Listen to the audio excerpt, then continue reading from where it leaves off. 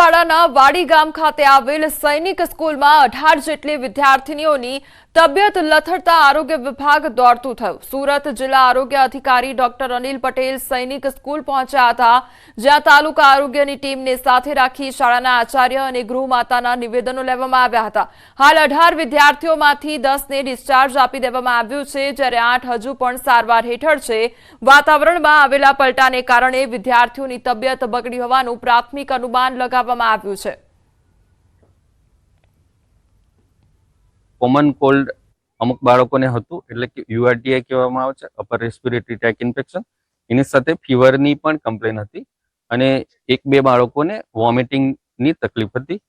તો 18 બાળકોને આપણે ગઈકાલે 108 દ્વારા અને અન્ય જે સુવિધા મળી એ પ્રમાણે સીએચસી જંખાવ ખાતે જે મેડિકલ ઓફિસરની ટીમ છે ત્યાં બતાવવામાં આવ્યા હતા। એમાંથી ઓબ્ઝર્વેશનમાં રાખીને અમુક બાળકોને પાછા પરત કરવામાં આવ્યા હતા। કચ્છમાં કેબલ ચોરી મામલે ચોંકાવનારો ઘટસ્ફોટ થયો છે। પોલીસ હેડ કોન્સ્ટેબલે જ ચોરી કરાવી હતી અને સાગરીત સાથે મળીને કેબલ ચોરી કરાવી પોલીસ કર્મચારીએ ચોરી કરાવ્યાની કબૂલાત કરી છે।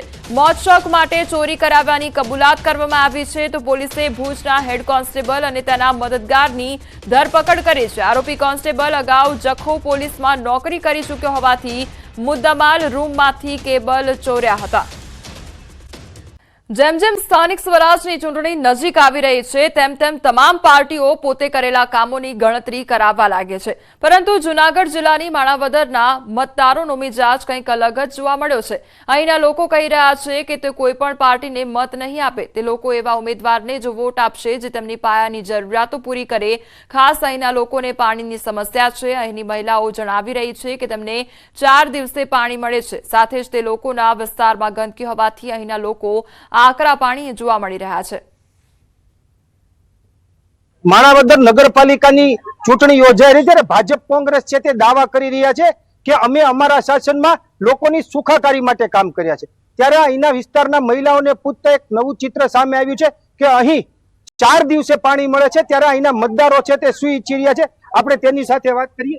બેન, આપના નામથી શું તકલીફ છે? અહીંયા અમારે પાણીની તકલીફ છે ને અમારે છે ને રોજ રોજ પાણી નથી દેતા। 5 દિવસ 100 દિવસ પાણી દે છે, અમારે કોઈ સફાઈ કરવા આવતા નથી, કુંડિયું સાફ કરવા આવતા નથી, ગંદકી એવી થાય છે। અમે ત્યાં 2-3 ફેરી ત્યાં અરજી મારવા જાય તો કોઈ સાફ કરવા આવે નહીં, ઈ કે આવે એમ કરીને નીકળી જાય। કોંગ્રેસમાં નહીં, ભાજપમાં નહીં, કોઈ નહીં, અમારું કામ કરે એમાં અમે મત દેશું। બહુ તકલીફ છે, અમે મિલુમાં જાય તોય કોઈ ભરવા દેતા નથી, અમે પાણી પીવા ક્યાં જાય?